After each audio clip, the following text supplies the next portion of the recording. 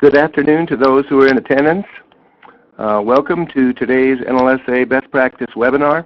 Today's webinar is going to feature a best practice that is in place at St. Luke's Lutheran School in Oviedo, Florida. This webinar was prepared by our friends at St. Luke's and is being produced by Concordia University, Wisconsin's Office of Continuing and Distance Education, and we thank Concordia for its leadership and support in this endeavor. I have a few announcements to make before we begin our webinar today. After today, we will have 3 scheduled webinars remaining this year. In consecutive weeks, April 9th, St. Luke's will present Growing Up, Growing Old about their intergenerational ministry. On April 16th, they will be talking about preschool outreach. And then on April 23rd, they will have a presentation entitled Invite an Author, Create a Reader. 3 outstanding webinars about outstanding practices. We invite you to tune in for those webinars. All of the webinars have been prepared by our friends at St. Luke's, and they represent best practices that are currently in place at their school. Live webinars are participatory events. We appreciate your questions and your comments, and you can feel free to express yourself by typing in the chat box in the lower left-hand corner of the screen. We're nearing the end of this year's season of best practice webinars. All the webinars presented this year are available on the login page of the Lutheran School portal. You do not need to be a portal member to view them. If you like what was shared, we invite you to view a recorded webinar that you can link to from the portal together with your entire faculty. Another great resource for Lutheran schools is the LCMS School Ministry Facebook page. Our Facebook page allows our schools to contact and connect informally. We invite you to share your encouraging stories and events from your schools on our Facebook page. Before we begin today, I would like to have a word of prayer, and then we will turn it over to the people at St. Luke's. Our risen Savior, we give you thanks for giving us this day to praise and serve you. You are indeed an awesome God, and we thank you for allowing us to share your good news of your work on our behalf. Your suffering, death, and resurrection prepared our way for eternal salvation. Thank you, Jesus. You have blessed in abundance our co-workers at St. Luke's Lutheran School. We praise you for the gift of technology that will allow them to share their best practice today with those here in attendance and with those who aren't in attendance. Bless all of our schools and the educators who faithfully serve. Continue to provide opportunities to abundantly share God's grace and mercy with those whom we serve and the co-workers in our places. Bless this meeting. Let it be a blessing to those who are assembled in Jesus' name. Amen. Today I'm pleased to introduce to you Jennifer, Scott, and Ruth from St. Luke's in Oviedo, Florida, who are going to lead our webinar today. So take it away, Jennifer. Okay, thank you. Well, welcome to our Talents on Parade presentation. First, we'd like to begin by showing you a short video clip.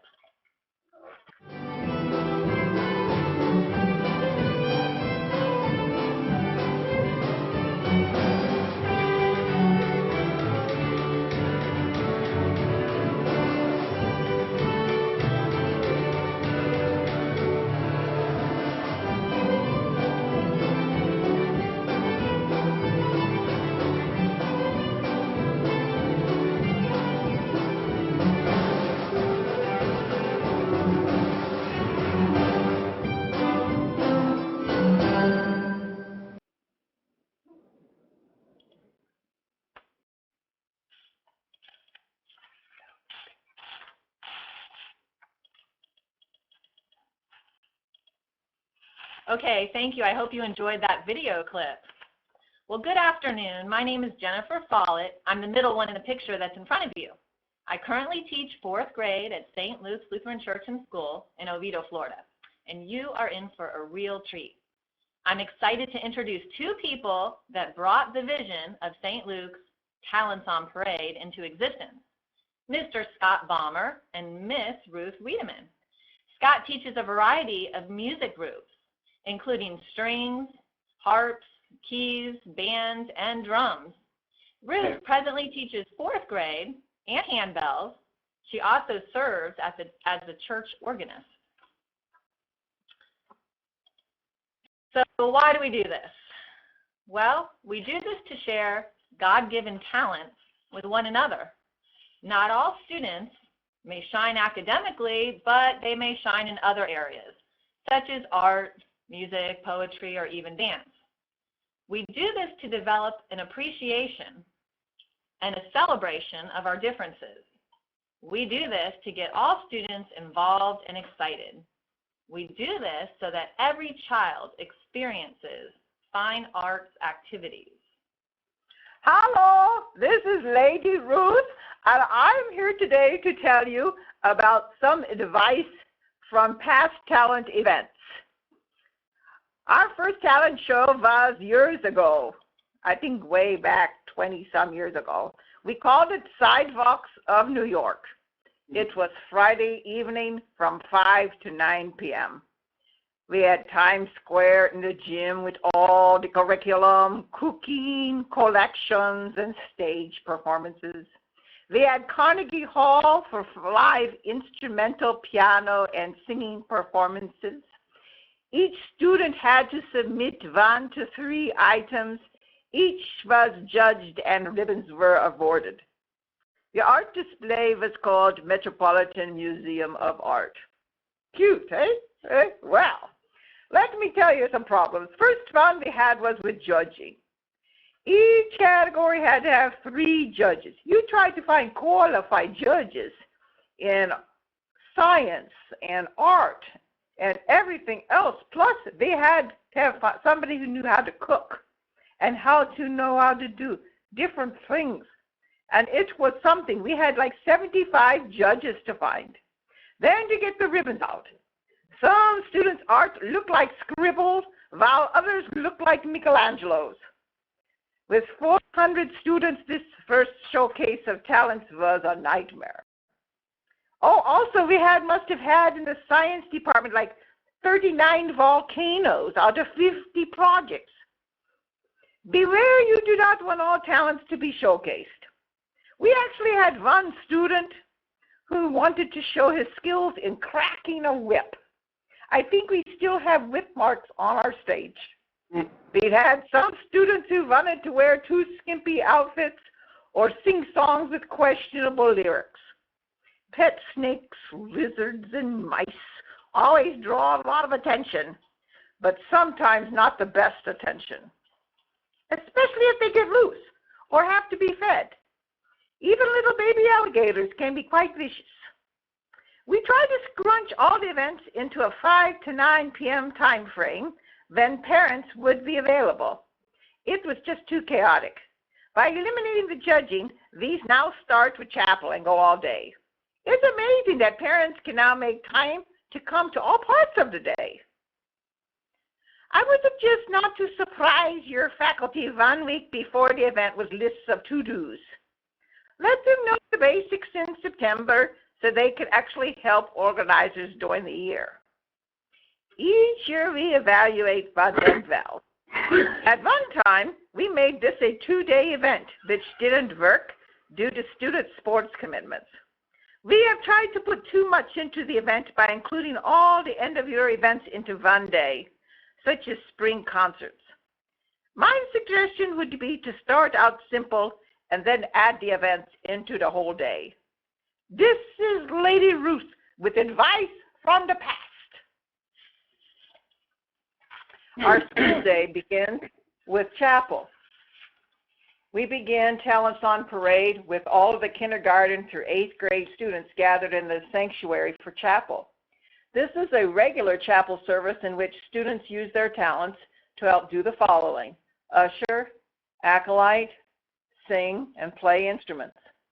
We follow our usual chapel order, which is led by the pastor. A suggested lesson for the day is the parable of talents, found in Matthew 25:15 through 27, which talks about the talents we have been given and to use them.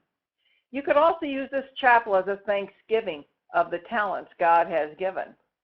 Parents and guests are invited to come. This has also been a good day to invite prospective parents. This service is usually 30 minutes long. Instead of an adult leading the message, you could involve a school group like the National Junior Honor Society or the Student Council to give the message. At the end of chapel, you could also honor some unsung staff who serve faithfully during the year. Our principal highlights about 8 children who have been caught living the faith. We give out T-shirts to these students. This is called the Doer Awards and has caught on so that we do it in almost all chapels. The Talents on Parade Committee tried to think of fine arts activities that a student might not experience on their own. We thought of activities that would be of interest to students in kindergarten through 4th grade, and then from 5th grade to 8th grade. The activities were divided into 2 groups. One group of activities was a hands-on experience, and the other one was an observation. The teacher from each class would act as a guide. Other teachers volunteered to lead the activity. Here's a list of activities for grades K through 4 that we've used. Some of the hands-on activities including playing music with Orff instruments and percussion instruments, art with craft activities, making necklaces and pins, some movement with line dancing and parachutes with music, and then the observation activities have included attending the school art show, listening to a storyteller, or attending a theater presentation by our 5th grade. For grades 5 through 8, some of the hands-on activities have included making music with a drum line made up of 5-gallon buckets from Home Depot, creating art by creating a mural using groups of 6 from the middle school, all working on the same mural. We also made up a storytelling cottage, which was started by our middle school math teacher while learning about engineering that included study of area and volume. So they created the cottage by putting together plastic with duct tape, filling it up with air, and then allowing students to come inside. The middle school students then read stories to the elementary school students as they came into the cottage. Also, we had the middle schoolers do some movement with line dancing and some fine arts related service projects. Some of their observation activities included attending the school art show, attending the middle school play, and listening to a presentation by a modeling agency, watching a magician, listening to a singer-songwriter, and also a storyteller. We'd like to go ahead and travel with us to the curriculum fair that also goes on. It's kind of put on throughout our entire school space in the hallways, and you'll notice that each child of our school is required to showcase one of their projects from the year. This could be a project, a piece of writing, or a report that they have completed at school during the school year. The teachers collect the work at least 1 week before top. Each grade level is given an area of the school to display their items. Care is given to put them neatly in the hallways so that passers-by can look at the projects. During top, each class is scheduled to view the projects. This helps promote the type of curriculum being studied by our students. It is also a useful tool in instilling in children the projects that they will get to do in the upper grades. Care should be given to put up exemplary work. After top is over, the teachers carefully give back work to students. One of the options you could do is to display more than one item per child. We have found that space is an issue for us, and so we limit the projects. Also, you will have noticed that we only include work that has been done at school. In the past, we have had some work submitted that weren't done at school, and then we were faced with folks questioning a student's ability. By having only schoolwork done under teacher guidance, it truly becomes a time to see each student's true talents. We have at our school, usually either in our gymnasium or in our cafeteria, the art show. We include art from each student in our art show. The art teacher works during the year to select an art project for each grade level that especially is colorful and uses a variety of media. We use a company called Kids Art Fairs to supply the basic paper size for the artwork. They can be reached at kidsartfairs.com or 1-866-500-0515.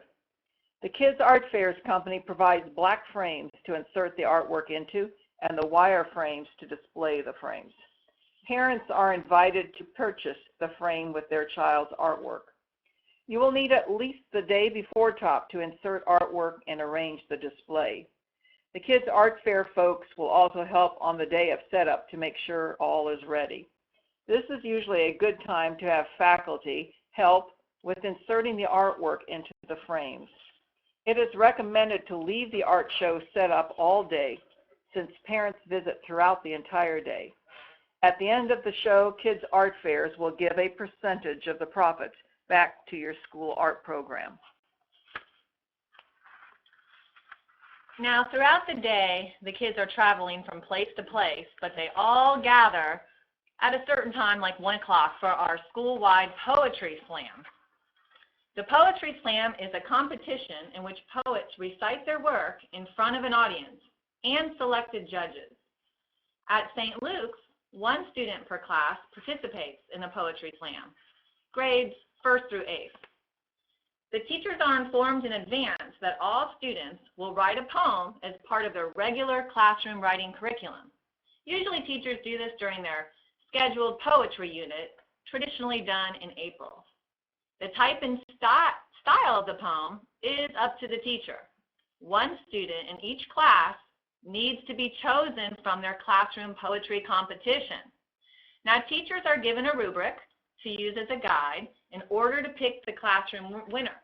There's 2 rubrics, one for elementary and one for middle school. Once the classroom winners are selected as Poetry Slam contestants, again, that's 1 per class, they should keep a copy of their poem and practice reading it with feeling if they want to convey whatever feeling they want to convey for the Poetry Slam.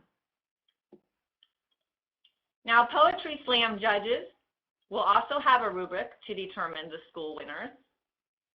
And speaking of winners, there will be 1 top winner per group.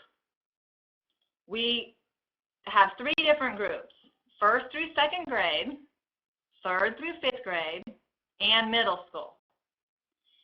Now, as far as awards go, you can give the winner, for instance, a Barnes & Noble gift card. We order and then plaque, put it on a medal for them to wear, that's engraved St. Luke's Poetry Slam and the date at the bottom, 2013. All Poetry Slam contestants will also get a certificate of excellence signed by the principal, and a group photo will be put into the school newsletter. All classroom winners will have their poems displayed on the wall at the front entrance of the school lobby. So I'm going to talk about how to organize this event a little bit. So here is what St. Luke's has developed. Now, in a staff meeting, announce the overview of the Poetry Slam to refresh minds and also to clue in the new teachers who may not have heard it before. Excuse me, let's get to the right slide. Hopefully you're enjoying our webinar presentation. Also, you want to send out the rubrics to the teachers in advance to make sure that they know what the kids know what they're going to be judged upon. Set a date and a deadline that classroom winner needs to be turned in. You want to have all the teachers send in their classroom winners in advance. Don't forget to send instructions to teachers on how to do everything by email. Now, about 1 month before the Poetry Slam, the classroom winners will have their poems displayed at the front lobby so that it could be previewed by the school. The contestants will read their poem at the Poetry Slam on whatever the set date is. Don't forget you need to order your medals in advance, like 3 medals for each group and the gift cards in advance. Have someone prepare the certificates also in advance.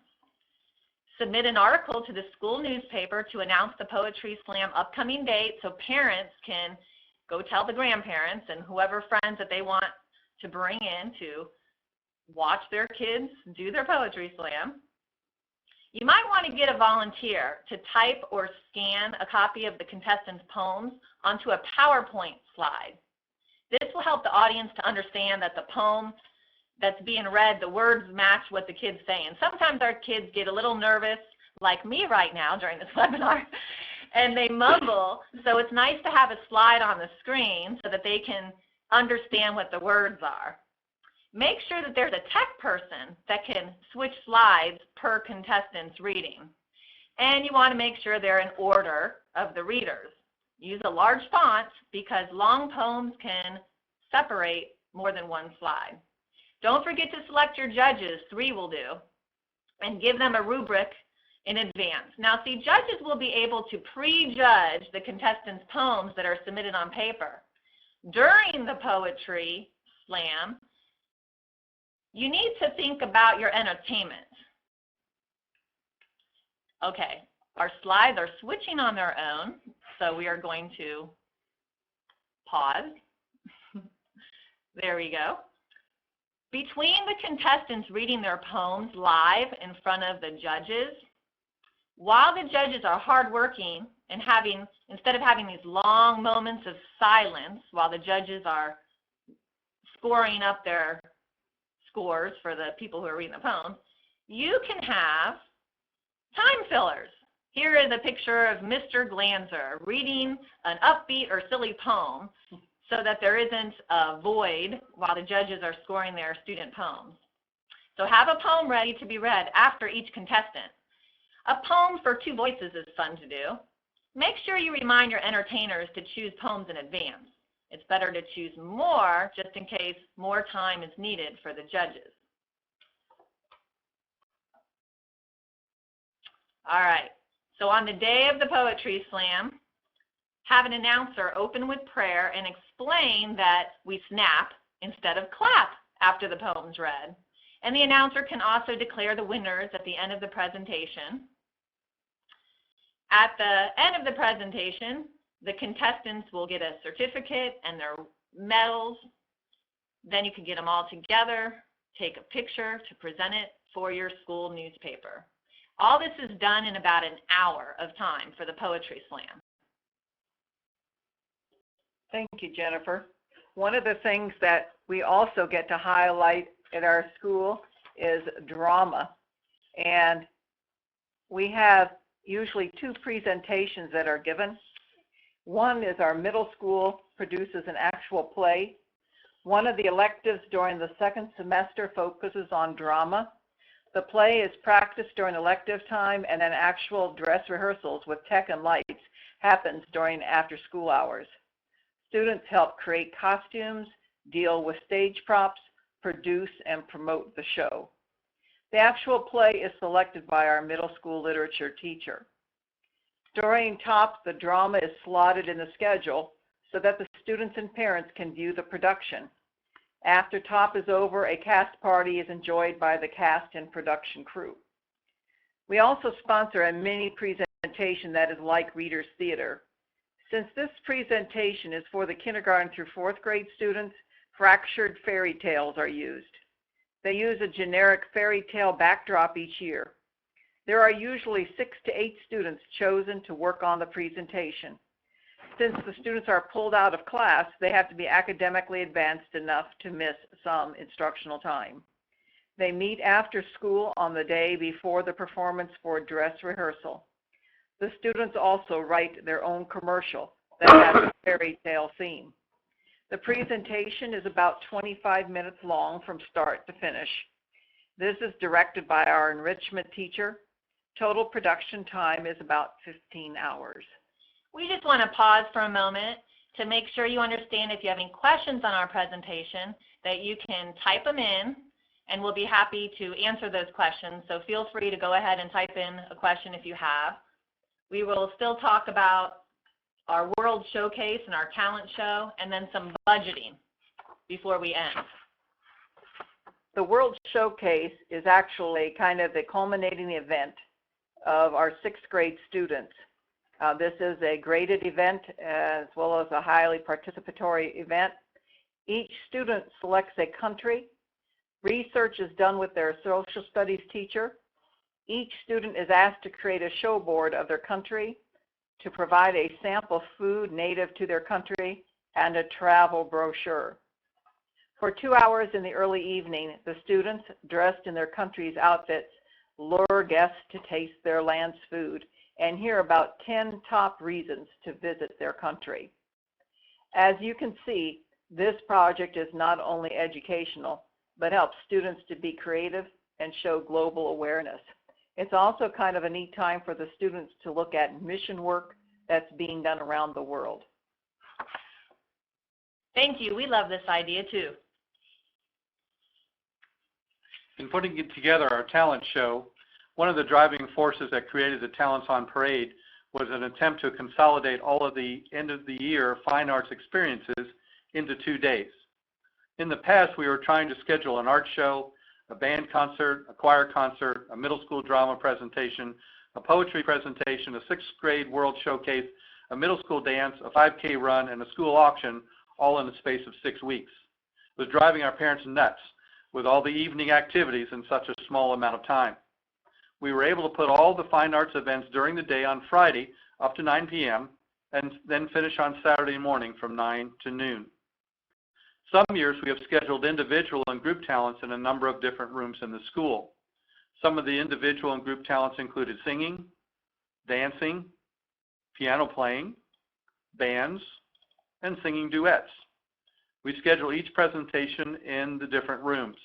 Music presentations are about every 7 minutes. We ask each presentation to give us a list of the music they are performing or an idea of the routine they are presenting, so we can determine that the presentation is in good taste and not dangerous. We try to publish a schedule a week ahead, but expect last-minute changes to occur in putting the schedule together.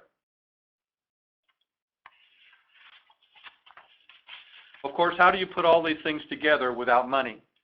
For the first couple years, we attempted to try to use as many supplies as we could already on hand from our church and our school. For music, we used our classroom instruments or borrowed 5-gallon buckets from Home Depot. Our pastor was the storyteller. Parents made the backdrops and costumes for the 5th grade drama and the middle school play. The PE teachers provided the dance instruction materials. The art department donated the materials for the crafts and art murals. Most of the money was spent on tablecloths and balloons to dress up the art and curriculum displays. These materials were purchased at the local dollar stores. As you look at the sample budget on the screen in front of you, you'll see that sometimes we also had professional presenters come, and it kind of gives you an idea of how much we might spend on each presenter. That was done in the last couple of years, but the first couple of years everything was done by our staff. The next thing that we have to contend with is then how do you schedule all of these items? We found out that this particular sample schedule that you see takes the longest to figure out. You've got to determine how your classes are going to move, how much movement time there is in between each activity, and to make sure that there's an opportunity for lunch, an opportunity for some downtime, as well as a few things that the teachers are going to do with their students that day. We start the day with chapel. At 9:30, our chapel is over and the day begins for fine arts. Each grade was set up to do 5 activities before lunch, which starts when lunch started at noon. For example, the kindergarten class saw a drama, toured the art show, had a snack, played in a drum line, and had recess, all before lunch. After lunch, there was an hour for the poetry slam, and then a tour of the curriculum displays in the school. The teachers then had about an hour of time with their class before the end of the day. Some of these materials we have on different documents that will detail a lot of the things that you've heard at this webinar this afternoon. They can be downloaded at the webinar address that's shown on the current slide, which is webinar.stlukes-oviedo.org. In that particular folder, you'll find some detailed information about all the things we've mentioned for you today. At this time, we'd like to open up the webinar to any questions that you might have concerning our Talents on Parade.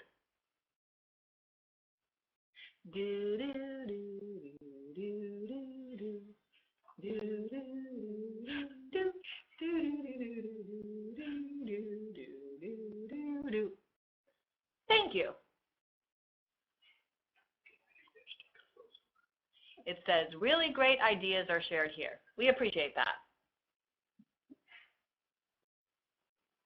One of the things that we have been trying to figure out how to do as a whole school is to also involve our preschool in all of this. And with an additional several hundred children on hand, we've just kind of found it difficult in our scheduling as well as our campus-wide to have that many students moving around at one time. So the preschool does their own special art show and so forth in the fall, and they break their different events up during the year rather than having everybody together. It just hasn't worked for us to go beyond K-8, but it may be something for your school to consider doing.